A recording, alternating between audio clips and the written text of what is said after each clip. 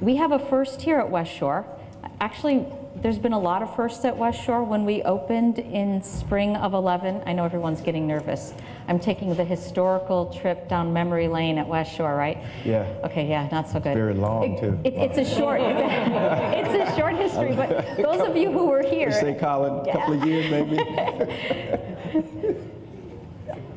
It's a short history, but that first year, that spring of 2011, we had a lot of firsts. The first students who walked in the doors, the first time we used a sharpboard, the first time we had a town hall. There were a lot of firsts. And since then, we haven't had a lot of firsts.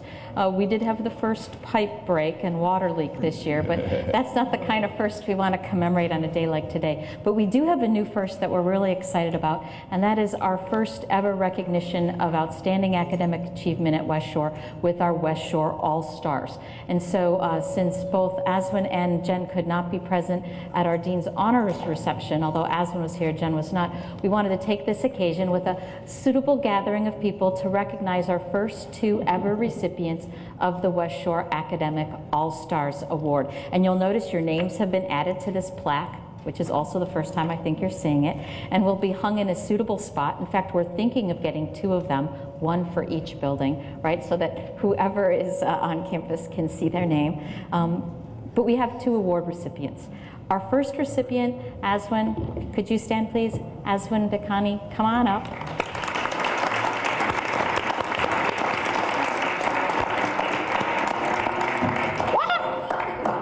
Okay, it's like an unfortunate echo area. So this is your name on the plaque, alphabetically. It's pretty exciting. So why are you here? What did you do to deserve this Academic All-Star Award? There were a few different things. It was just recognizing general academic performance. I took quite a few credits with Tri-C. I'm a junior in high school. I did pretty well on some standardized exams. Oh, and modesty is also one of Aswin's big things, because he did pretty well on some standardized exams. It means he's had near perfect scores on SATs and ACTs. So, yay, right? He's a Westlake High School junior. He participates on their academic challenge team. He's won numerous awards. He's a track star. He's an Eagle Scout. He is doing a Simmons research opportunity this summer. But perhaps the most exciting thing about Aswin is with his pretty decent test performance, he could go anywhere. But he chose to come to Tri-C. He is on target for getting both an Associate of Arts and an Associate of Science here at Westshore by the time he graduates from high school next year. So, awesome. Aswin chose us, we choose him. Thank you for being one of our first recipients of the Westshore All-Stars. Thank you.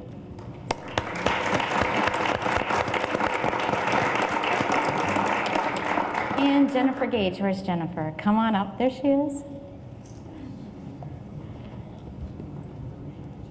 Jennifer is an outstanding student. Not only does she have amazing academic grades, but she is a member of Phi Theta Kappa, and she is one of our early members of Phi Theta Kappa, someone who's had to do a lot of fundraising, a lot of menial tasks. She's been involved with just about every service project we've done around here.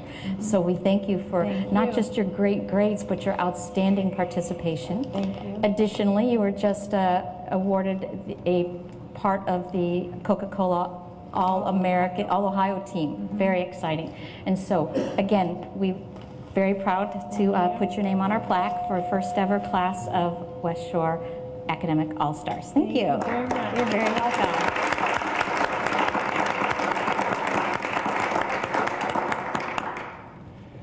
And I believe Dr. Ditzler has the recognition from the Phi Theta Kappa chapter. Both Aswin and Jennifer will be serving as our president and vice president for Phi Theta Kappa. And so the medals for those offices are in these bags, and we encourage you to wear them. Maybe not to class, but certainly for formal occasions. So thank you both. And with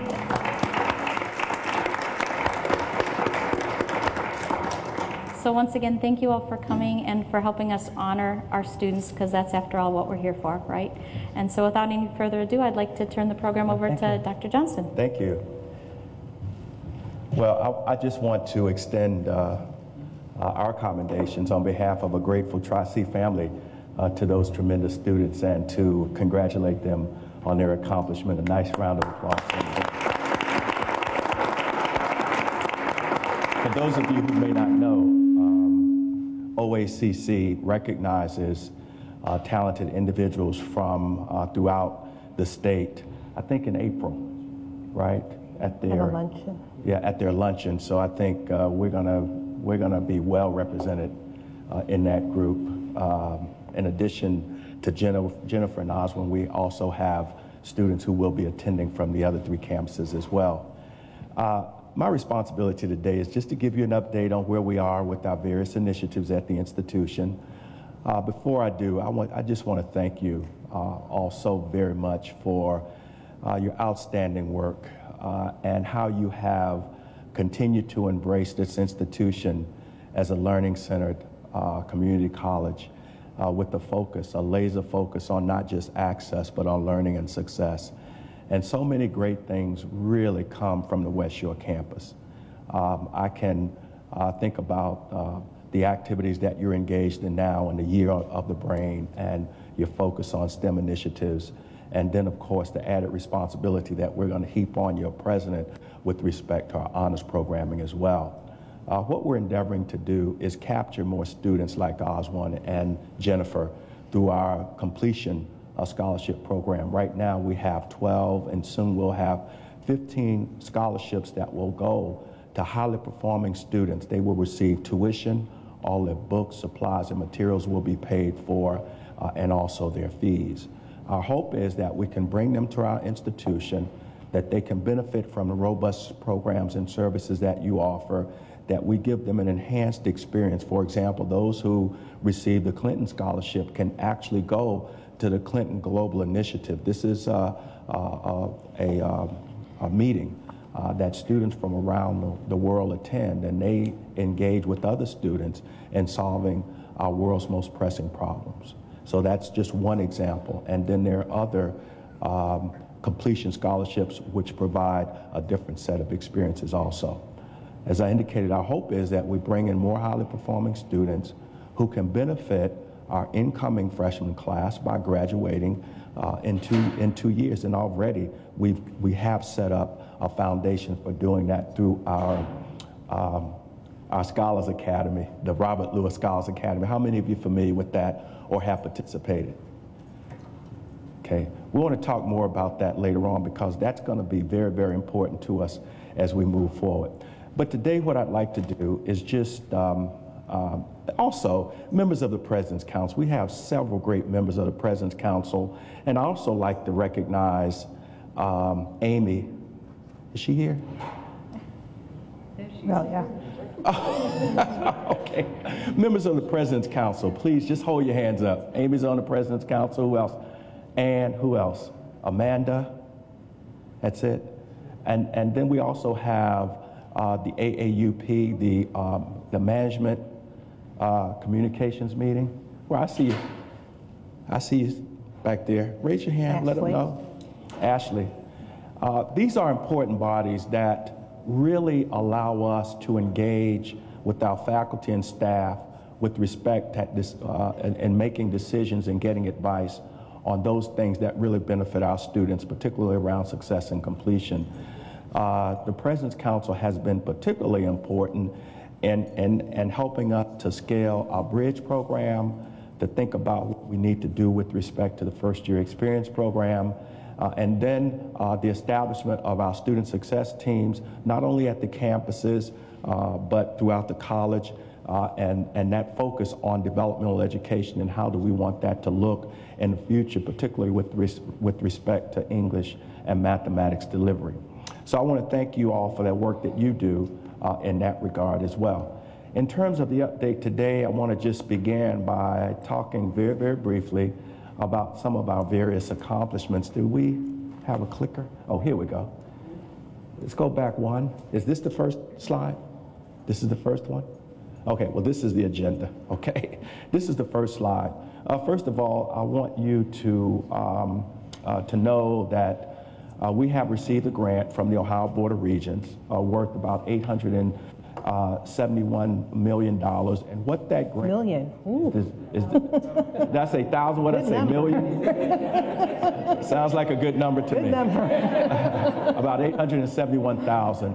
And what this grant is designed to do is to help us partner with Lakeland Community College and the Northern Ohio Council on Higher Education to ensure that students benefit from experiential learning along the lines that I talked about with our Scholars Academy, and also from internships and other types of experiences that get students primarily ready for not only the job market, but also to transfer. We are a National Award of Excellence finalist with the American Association of Community Colleges. We will know this coming Monday, next Monday, whether or not we receive that award, but being a nominee, particularly in the area of student success, is a tremendous, I think, commendation and acknowledgement of the work that we're doing and what remains to be done. Last year, as you know, we received the Emerging Leaders Award, and we were a finalist also for, what was the other one? Board relations. Board relations or board development. We were voted the #1 most popular online school in Ohio, and that is among 2- and 4-year institutions. We have the largest number of students enrolled, and that was bestowed upon us by the National Center for Education Statistics. And at a recent event sponsored by Esperanza, how many of you are familiar with Esperanza? Okay, and even though they were celebrating their 30th anniversary, they recognized our 50th anniversary. You know, we have a long-standing history with Esperanza, and many of the individuals who began at Esperanza and benefited from the educational programs actually worked with us. How many of you remember Myrna Villanueva? Right? Mm-hmm. Yeah, she is one of those individuals who were closely associated with Esperanza, came to us, completed her doctorate degree from the University of Texas at Austin, and has really made a career for her in the community college sector. So we're very, very proud of her indeed. And Deanna Del Rosario, how many of you know Deanna? Of course, served as the board of Esperanza. And Victor Ruiz, who is a member of our board of trustees, is now the chair and CEO, president and CEO of Esperanza. So we were delighted with that recognition. A couple other things before I really get into the meat of my presentation. Our commencement exercise is on May 15th at 6 o'clock. We will be recognizing with honorary degrees the Reverend Dr. Otis Moss Jr. and also Shelley Roth, who is the president and CEO of Pierre Ice Cream, among the original members of our foundation board, and has done an outstanding job over the last 20 years of representing not only the community that she serves, but also Tri-C. So we look forward to seeing you there as we celebrate the accomplishments of these two individuals. We have extended an invitation to Mrs. Obama to be our keynote speaker at graduation. We have not heard from the White House, but usually they don't make their decisions until later on. And we still have a couple more weeks to go before we hear from them definitively in terms of her decision. But joining her will be Russ Mitchell, who is with WKYC, right?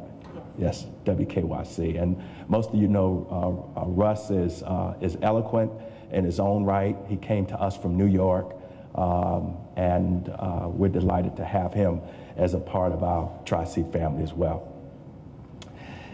I'm so glad these students are here because they truly represent, and before he leaves, they truly represent what we strive to do as an institution in terms of our mission that focuses on not only access, but learning and success. And part of what we've been doing, particularly over the last 2 years, has been moving gradually more of our resources and more of our initiatives toward the middle and the end of the student's experience here at the college. So the focus is certainly continues to be on access, but more than ever, it's focused on learning and also success. In order to do that in a manner which takes advantage of the talent that we have among you and the resources that we have in the institution, we've identified some various steps called One Door, Many Options for Success, which provide students a robust educational experience, not only on the front end, but throughout the time here at the college. The Pre-College Readiness and Success Program is designed to work more closely with high schools and organizations to ensure that students and individuals know the pathways to the institution and how to take advantage of them. I wish Oswald was typical of our dual enrollment population or our students in general, but they're not.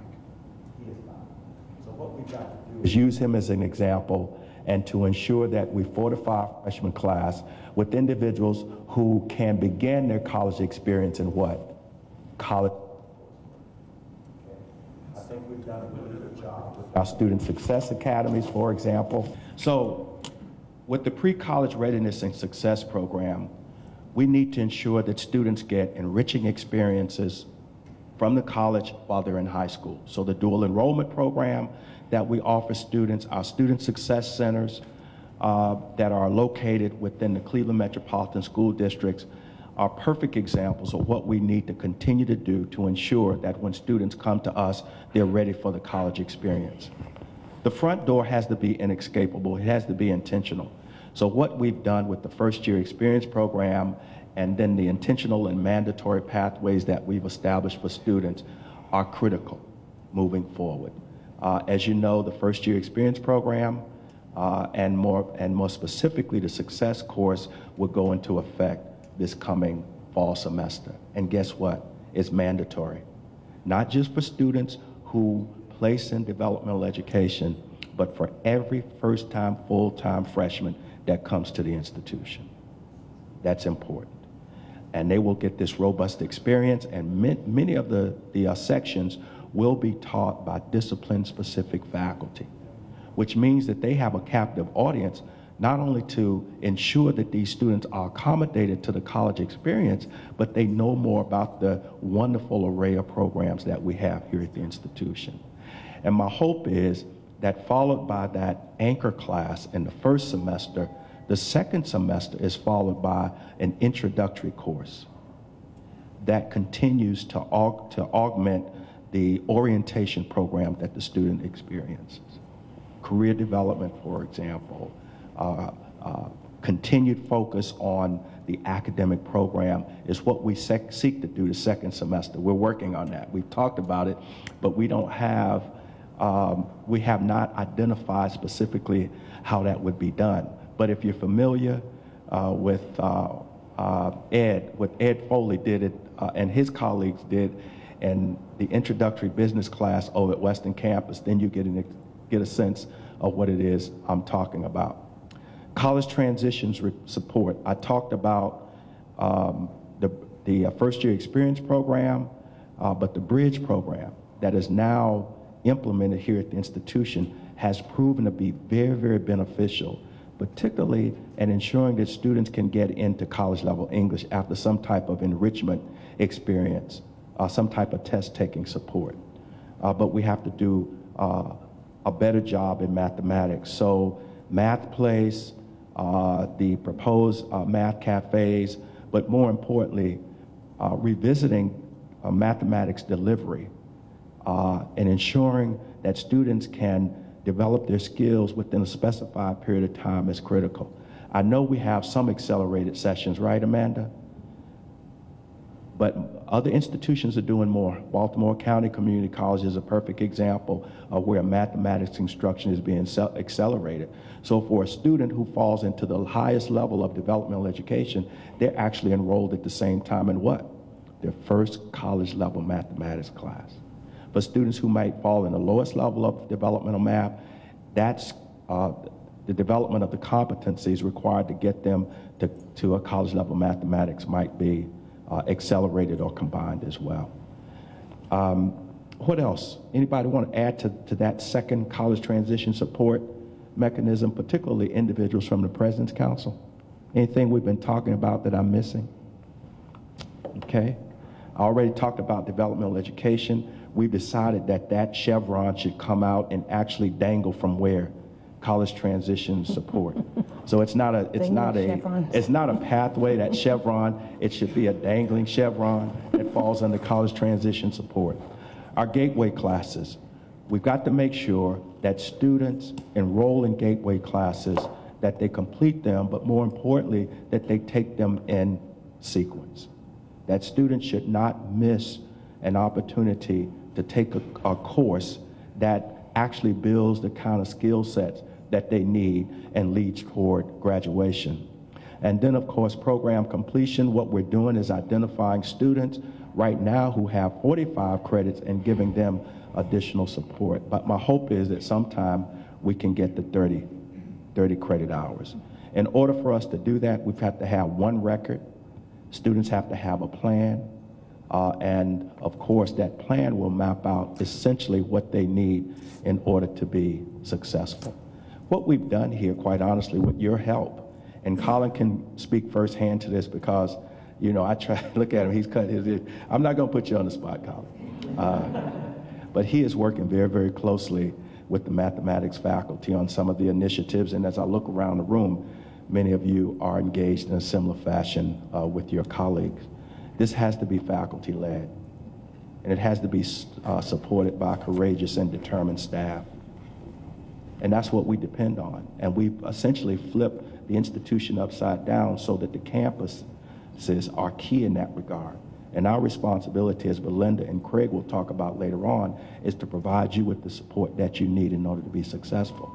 Now, does that mean that every campus is going to initiate its singularly focused initiatives? No. But within reason, there's an expectation that you do what's necessary to serve the distinct characteristics of your campus. That's why the campus presidents have some leeway in that regard. And that's why we decided to move the program coordination away from the district back into the arms of the campuses, because there's synergy there, and they benefit from the array of programs that are offered. So there's a lot of flexibility, but there is a responsibility that the campus presidents have, not only to lead their campuses, but to do what? Ensure that initiatives are implemented throughout the college. And they're working steadfastly on that. And Michael's going to give you an example when he gives you an update on the first year experience program, okay? So what we've done together is make that front door mandatory, inescapable, intentional. And it begins actually during the time that a student is in high school. We've got to do more of that. Next slide. So with that, let me just ask Belinda to come up and talk very, very briefly about how we have reframed the organizational structure. Good luck to you, my friend. Reframed the organizational structure in order to benefit from the work that you all have done with respect to the inescapable front door. Thank you, Dr. Johnson. You good? I think I'm mic'd. I think I'm going to stand in this spot and do my very, very brief comments. First of all, if you've not heard the title Access, Learning, and Success, that is the name that replaces Academic and Student Affairs as a college-wide major division, and really does more amply reflect the kinds of things that we do. We provide access through that open door that is inescapable. We provide learning opportunities for an array of students, whether they be really excellent students who are achieving maximum levels on standardized tests, or those who might need some developmental needs, as we continue to be an open door institution. And certainly we're now being very vigilant about managing the success points at various levels, not just when students come in and transitioning into college or as they're preparing to leave, but also looking at those students in the middle who maybe have changed a major or are making decisions about transfer to universities, providing supports and structures for them as well. Much of the work that we've been doing, it's not just a name change for window dressing. Again, it's very intentional to be able to say access, learning, and success. It does speak to the work that we do, but it also does come from a framework of a larger national agenda in which community colleges are operating in America today. Completion by design is one of the models we look at. And as you see those chevrons that Dr. Johnson displayed, they really do reflect the various stages of a student's journey, from awareness to entry, the journey through college, and then completion and beyond. So there are models for that. The ATD, many of you are familiar with Achieving the Dream. We are in Achieving the Dream College and in Achieving the Dream Leader College. So we actually have some best practices that we've enjoyed and some of the outcomes that we've experienced that we're sharing with other institutions. CESI is the Community College Survey of Student Engagement, which talks about how our students are engaged and looks at various co-curricular activities and even the way instruction is designed to support students. Noel Levitt's Survey on Student Satisfaction, Voluntary Framework of Accountability, Academic Quality Improvement Program, the AQUIP way that we are accredited through the Higher Learning Commission.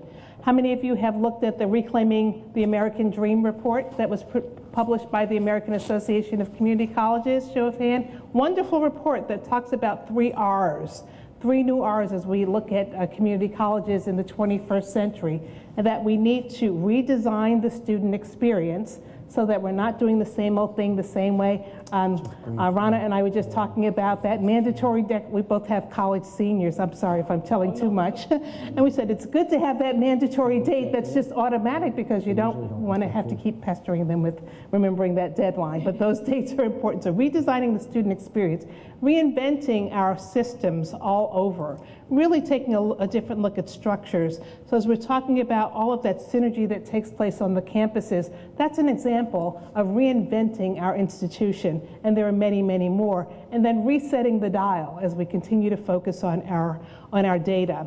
The Crucible moment talks about some of the aspects of learning that are very critical. When I've talked about this name change to many individuals, they say they're very impressed to see learning there because the national commentary is on access and success, access and completion.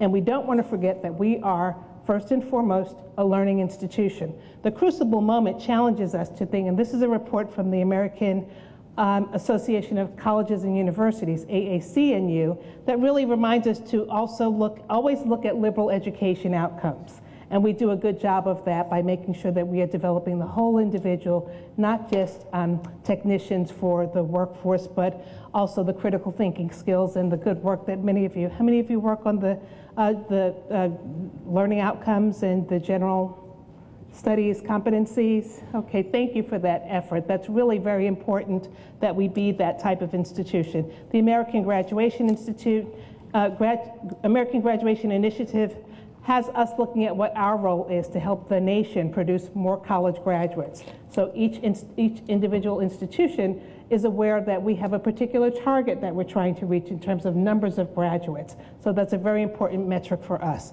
Our primary units under ALNS are 3 kind of big chunks, and they're more focus areas than departments. But access and completion replaces the enrollment management function. Many of you have heard about the new funding formula. If not, I think you're in for some of that this afternoon with Dr. Fulton's comments. But we're being funded on a variety of criteria, not enrollment at all, which has been our historical way of receiving funding from the state. So completion becomes another key metric in terms of the very resources that sustain our institution. Learning and engagement continue to be critical. When we look at our accreditation, the first of the categories under the AQUIP criteria is helping students learn. And if we cannot document learning outcomes, we are in trouble. As a matter of fact, there was a time when we had an OO, and it sounds like uh-oh, but it's too outstanding. There are areas that were outstanding in terms of need for development, need for improvement. There wasn't a good outstanding. And so we wanted to eliminate that double O, and we did when we sent in our report, our focus study 2 years ago. And certainly evidence and inquiry, because we've got to be able to produce the outcomes. We have to show, as we're resetting that dial, that we get it. We are retaining more students from year to year. We lose many students. As a matter of fact, it's tomorrow's April 1st. In another month, it'll be May, the end of the semester. Those students that enrolled with us last fall, less than half of those students come back to us in the fall, the following fall. That's a number that we've got our attention focused on. We've got to do better. So as we go through the hallways today, tomorrow, this week, in the coming weeks, we've got to really find out what's going on with those students so that we can help them to stay on path. So Dr. Johnson is right on target in terms of what are we going to do with those who have 30 credits and in between, because that's the time where they can easily get lost. We used to call it sophomore slump in my day. Some of you have heard that term. I see the looks on your faces there. But I think there are different kinds of challenges that many of our students are facing as they're trying to sort things out. We're looking at a facilitative leadership model as we're focusing the efforts on the 4 campuses. That is where the students are. That is where the energy is. Looking at Marty Walsh, thank you for the work that you did with the team on the competency-based learning model through Breakthrough Schools. Very exciting to have that kind of synergy around tables to look at new sorts of outcomes and new ways of offering our curriculum to students, up to new markets, to those that are here as we continue to extend access. There are a couple of specialty units that will continue to report directly to me, although they fit into those three big focus areas. And just in terms of the organizational chart, I think in terms of those 3 key functions, there are other things that do relate to them, but some, because of the specific nature of the work, will continue to report directly to me. For example, our health education area will continue to report directly to me. While it's clearly part of learning and engagement, there's some things happening around our nursing unit that requires some attention, so we're not changing anything with that group right now. And even with Eli, the question has come up, doesn't that relate to learning and engagement? It absolutely does, but because it has some special opportunities relative to new markets and new ways of offering our learning in the E-environment, some of the specialization as we move from the Title III grant that we had for more success structures, it's going to continue to have that direct reporting line. And then lots of coordination both on campus.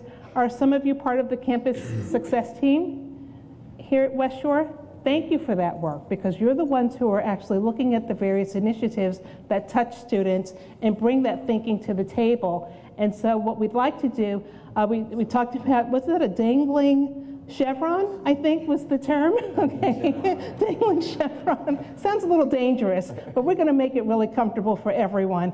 And what we really want to do in that regard is to honor the work that the DevEd Council has done so capably, so ably. You've really moved the dial on some very significant outcomes for students. So how do we take all of that energy and build it into a broader Success and Completion Council that represents the work that's taking place on each of the campuses, but brings all of those voices together? It has to be a coordinated whole. That's part of the way we work within our culture here, and it's also the best way to be inclusive and have lots of ideas come to bear at the table. Okay, I'm working on the very, that was the very fast. I'm going to do the very now with the next slide. Okay, and be done. Tactical plan overview. We spent some time looking at the strategic plan that we worked on several years ago, which is a 3-year plan. And we had 3 major focal points associated with that strategic plan. Many of you participated in those sessions with David Cantor, and then in the various campus wrap-ups and information sessions, and had 3 key themes: access and engagement, success and completion, and quality and innovation. Innovation is very key. We are a League for Innovation College. We are now, with Dr. Johnson's arrival, reapplying for our league status. I just gave him the book there on our self-study that will highlight and feature many of the innovative initiatives that we're all engaged in, that we're so very proud of. As we began to engage our new president, we began to hear some of the key priorities that he was bringing to our work. So our current institutional focus highlights the major 5 areas that he's been discussing. You heard them at the inauguration. You hear them repeated in his communications with us. Success and completion, number 1. Focus on workforce, which is something, as he's engaging with the community, is very critical with regard to our mission and purpose. Community engagement in a more targeted way, looking at K through 12 college readiness and preparation and structured partnerships. I can't read that far. I don't have on those distance glasses. Marketing and communication, yes. Now you know my secrets. Okay. We've looked at a more integrated communication plan. David Hoovler has joined us on some of these town halls to talk about some of the work that's taking place in that area to really tell the story and get the word out. And won't we have a fabulous opportunity to do that this year as we prepare for November. And then finally, stewardship across all measures, not only financial stewardship, but stewardship that helps us to manage our resources in ways that allow us to keep tuition affordable and provide access to students, and that also help us to manage our time very effectively and look at the kinds of outcomes and the effort that's produced, the outcomes that are produced based on the effort that we put in. So that is an alignment effort, and it shows you a couple of the major initiatives aligned with that tactical plan. So we're monitoring our metrics in those areas, and really excited to present ourselves as the access, learning, and success part of the college. And if there were any questions or comments, I'd be happy to hear them now or perhaps later. Thank you. And I believe, I think it's Dr. Scope who comes up, yes, for the FYE update. Dr. Scope.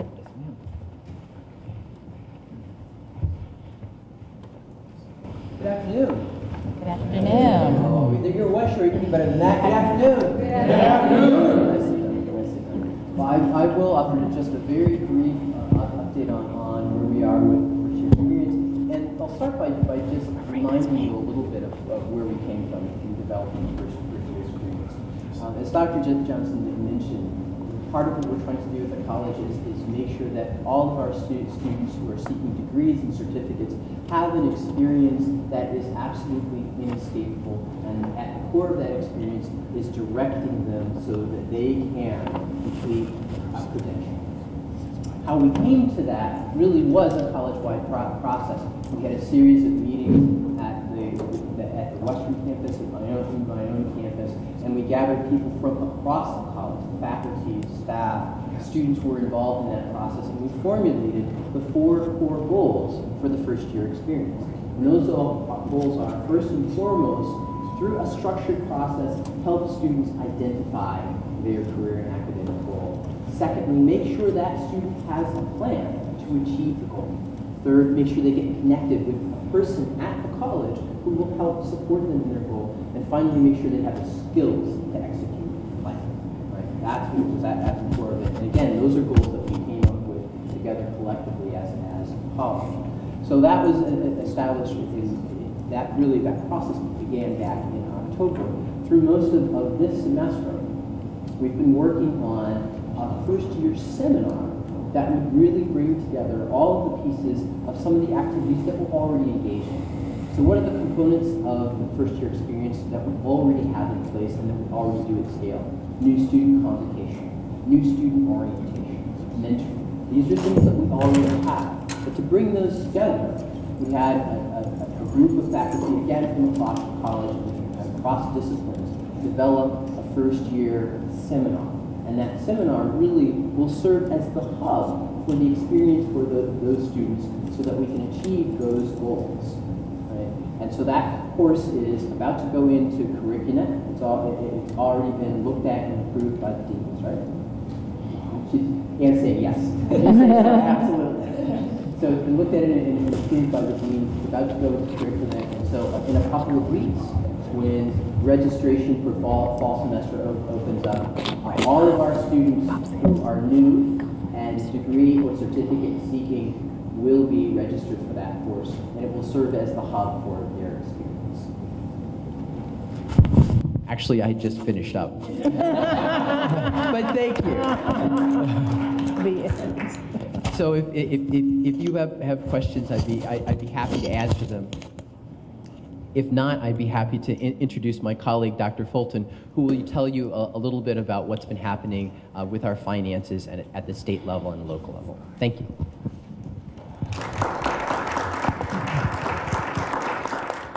Thank you, Dr. Scope.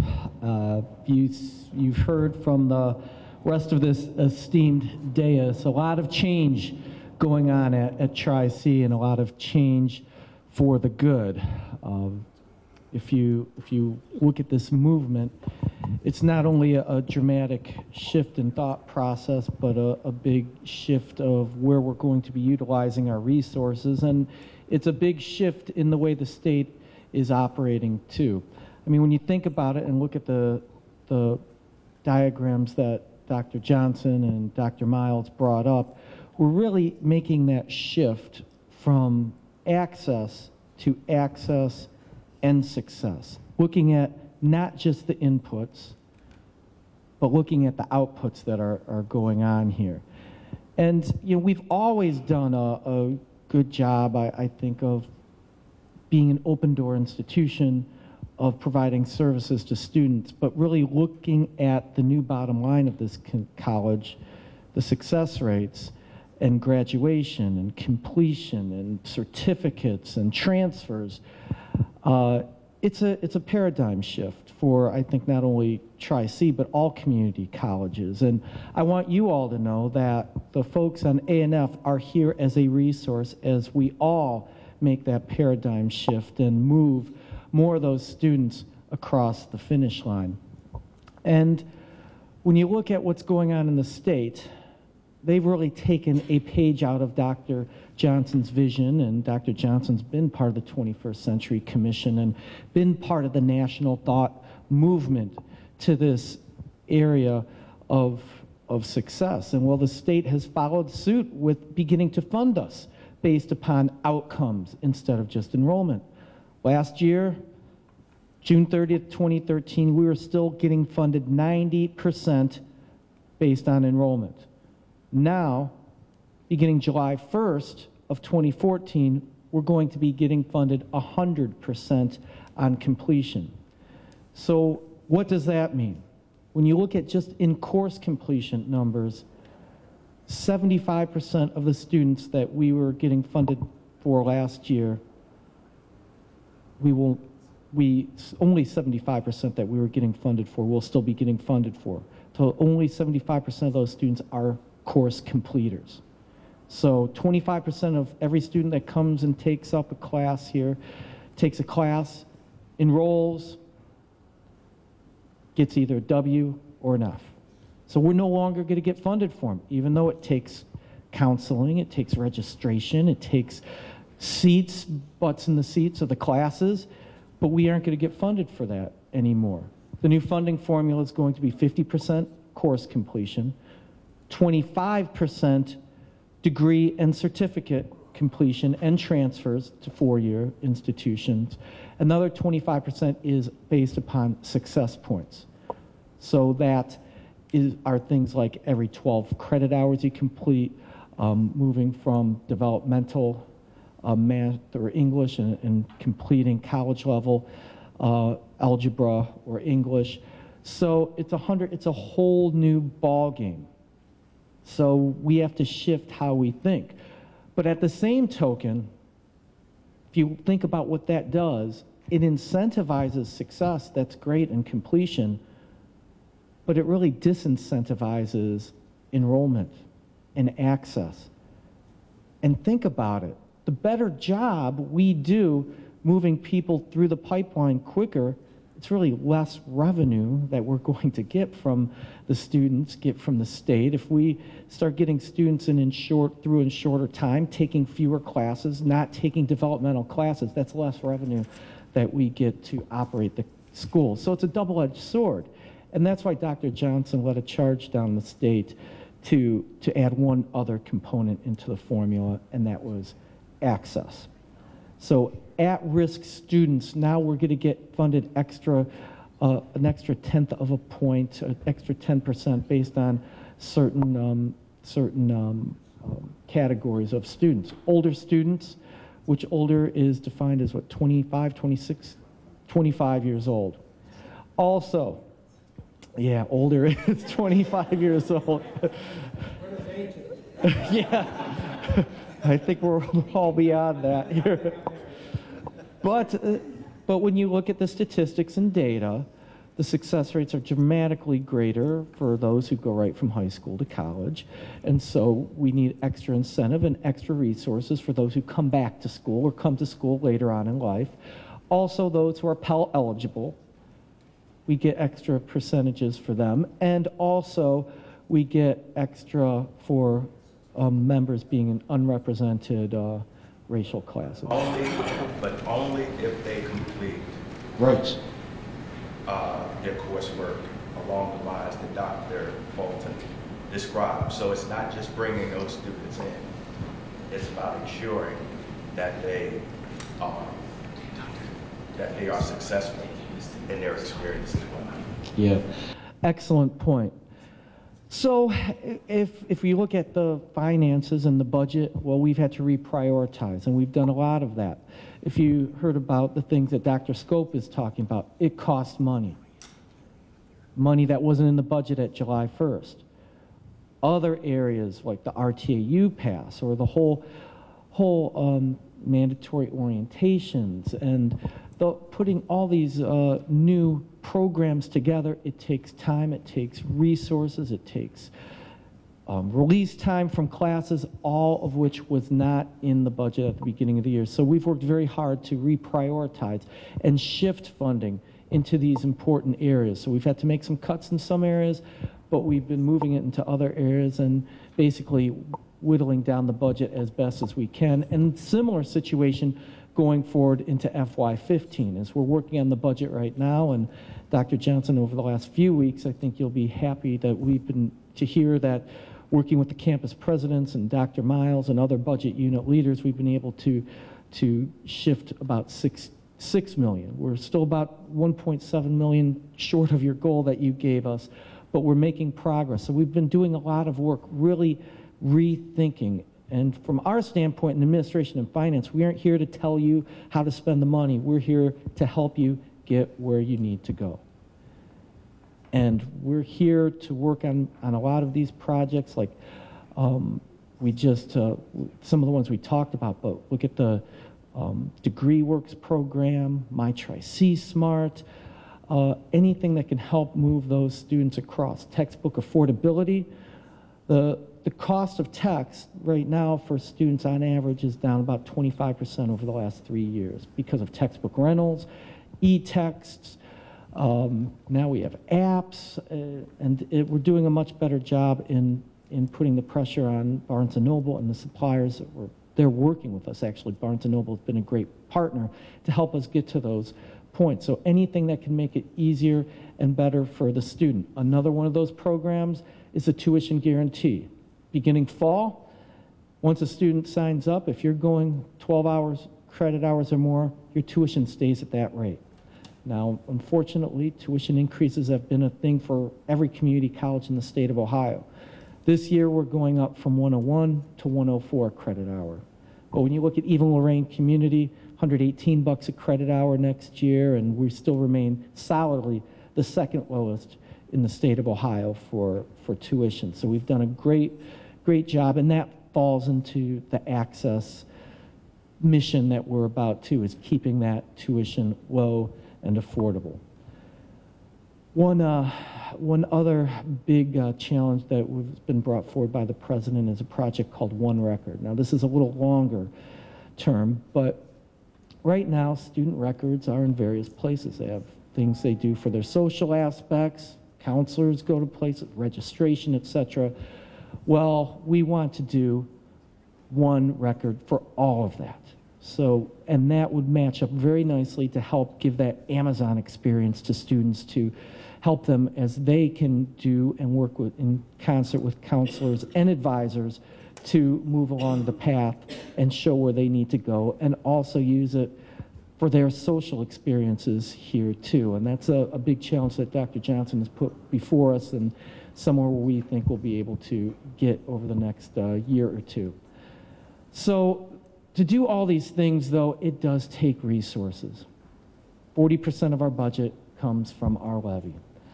The state money continues to dwindle. Tuition, keeping it low, isn't keeping up with inflation, and that's why this November's levy is more important than ever before.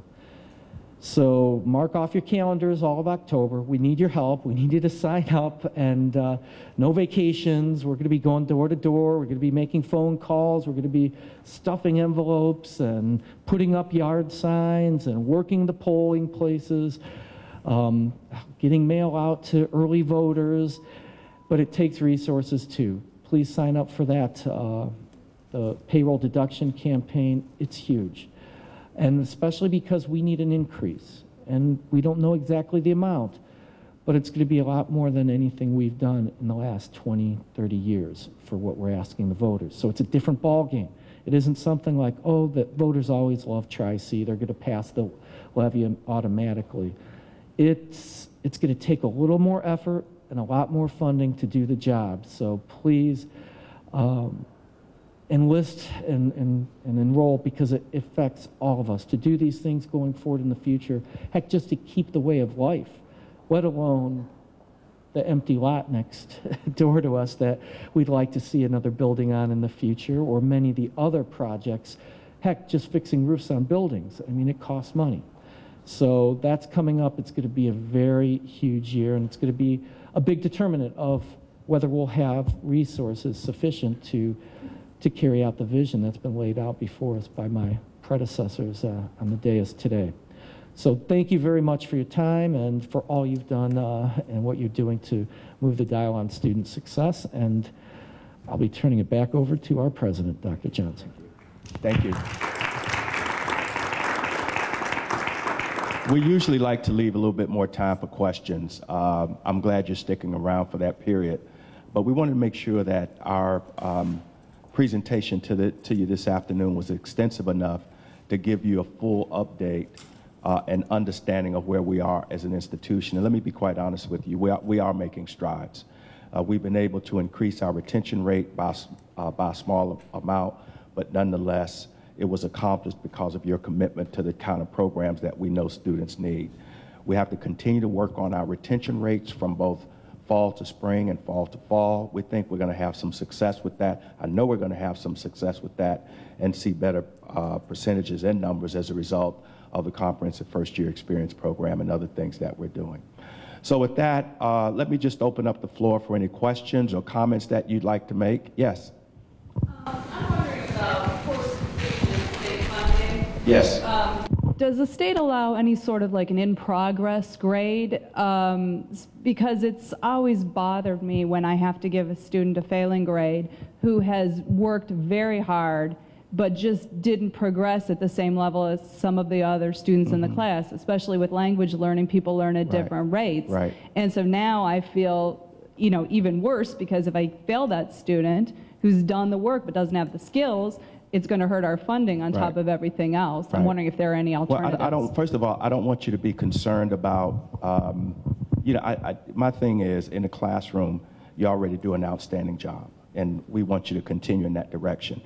We don't want this to be seen as a responsibility that you have to perhaps give a student a grade that he or she may not deserve simply because we want to keep our numbers up and keep our funding. That's not what this is designed to do.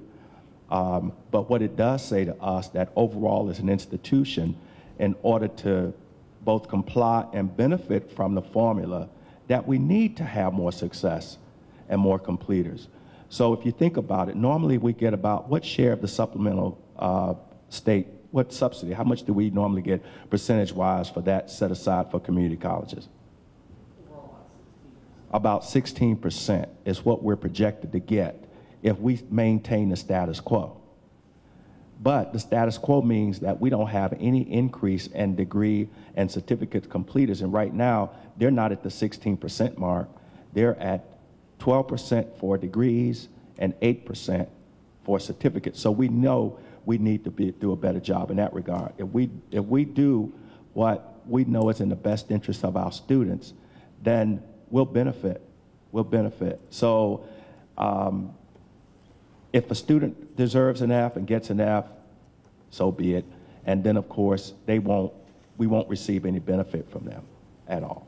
Dr. Johnson? Yes. You've challenged us to bring on more math cafes to support student learning. I know Dr. Pope has a vision of a learning cafe to support students as well. So we'd like to have faculty be able to direct students to extra support. So if we're seeing that kind of trend with that kind of student, then we can help maybe design, again, redesign the student experience. how can we create the kind of support that they need so we can get that student who's marginal into maybe that next category. So Right. we'd love to hear more about that so we can make those attempts where appropriate. Right. Anyone else? Anybody from President's Council or the Management Committee, AAUP group? Amanda, anything you want to talk about in terms of our discussion around a DevEd, or do you think that's a little premature? No, I would like to say we've had discussions. This is the first I've ever had discussions with this level of body, like Okay. college This presidents. is the place to do it. Yeah, no, there are major discussions happening with key players, and we just had one with math this morning. Got a checklist of things we need to do, but things are happening. Yeah. So thank you guys for being an audience for us, because it has been meaningful. Thank you. What she's talking about is, we talk about a lot of things when we have a chance to meet as a family, and I'm talking specifically now about the President's Council. We recognize that, hey, the math cafes provide students with support outside of the classroom, and we think that's beneficial. I know that the Western campus has Math Place, and there are other math initiatives going on at the institution.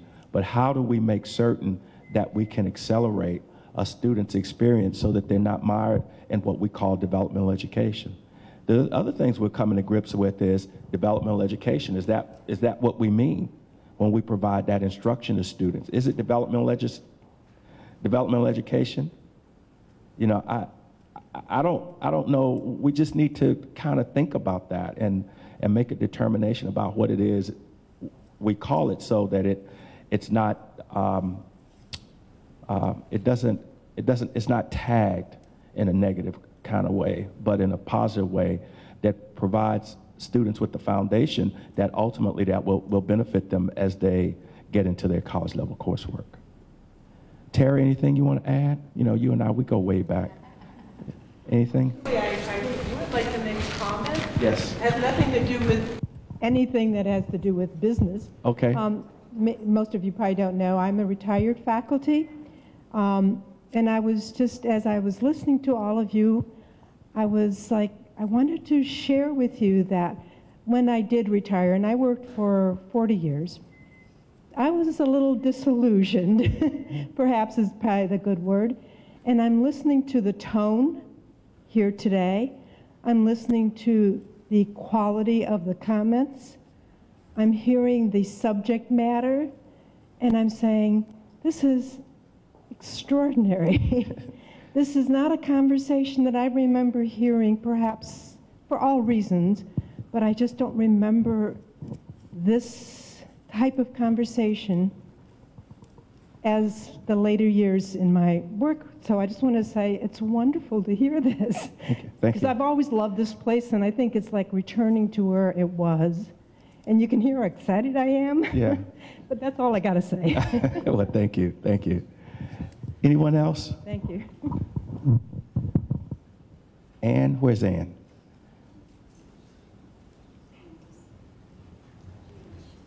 Oh, she left? Ashley, anything you want to give an update on with respect to ADA compliance? Are we ready to talk about that publicly? Probably not. Okay. I'll give a brief update anyway, just Okay. because now I have to. There's a team of faculty, staff, administrators, and others who are working to generate resources and materials to help guide faculty who teach online and blended courses to ensure that students who have particular needs and accommodations that need to be met, vision needs, auditory needs, needs along those lines, can enroll in those courses and be able to fully access the materials and not have any limitations.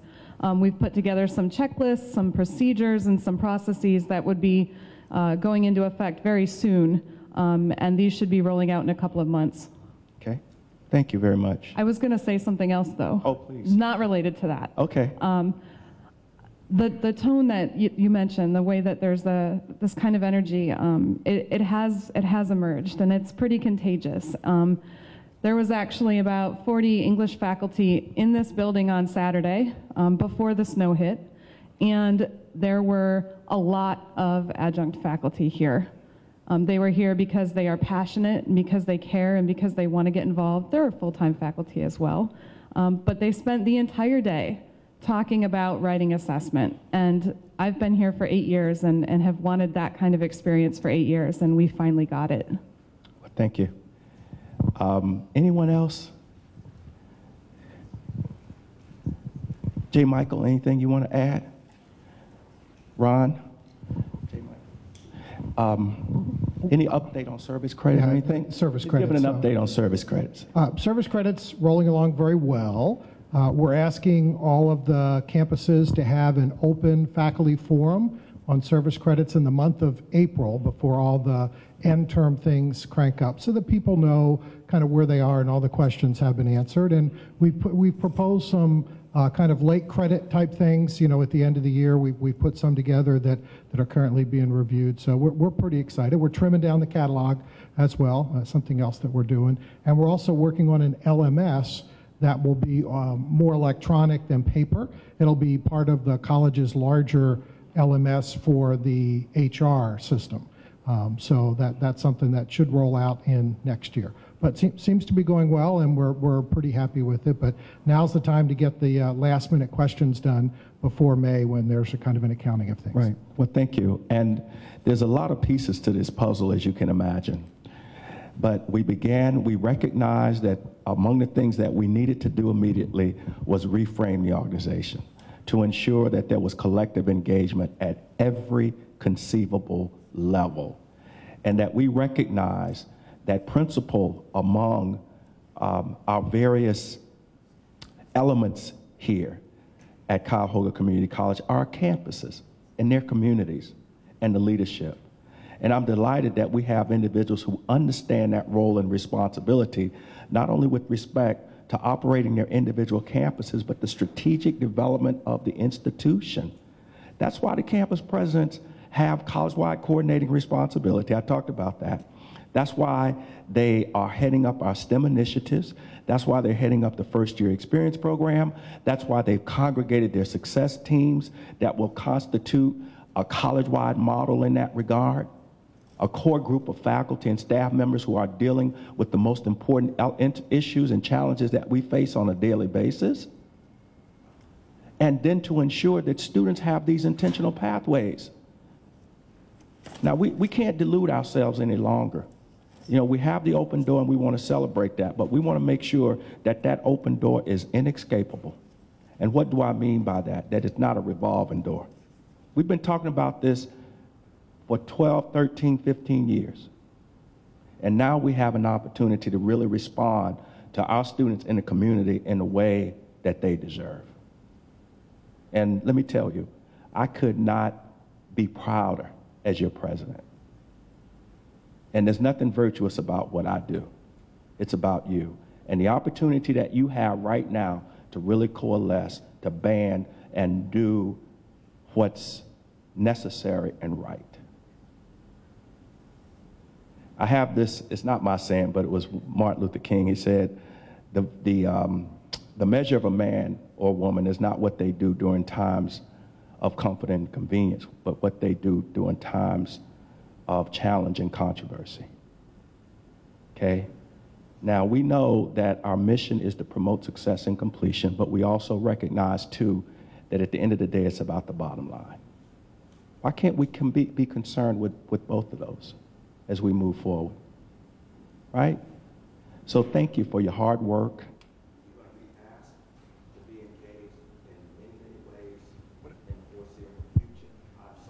Of the individuals on the President's Council, the way they've stepped up to the plate, the management committee with the AAUP. We have extraordinary individuals working there as well. The college-wide cabinet is engaged in the cultural contextual elements, transformation, cultures of context for institutional transformation. And we have teams all over the place doing work that ultimately will establish our specific model for delivery. So with that, any more questions or comments before we adjourn? Ron, anything you need to add? Anything for the good of the order? Michael, Terry? Yes. I just wanted to say, years ago, working with Cylon, who's now down in Columbus. Yes. We worked with the DevEd Council, and we would throw out the idea of having a mandatory first-year experience. And why don't we have one? Other schools have one. And they said, oh, it just can't be done. It can't be done. So here, sitting here, seeing it happen, I'm just thrilled. And I know that our whole group is just thrilled to know that this is going to really, truly positively impact our students. Thank you so much, Maureen. So. Thank you. Thank you. All right. Well, listen, thank you again. And that's it. And I'll see you soon. Thank you.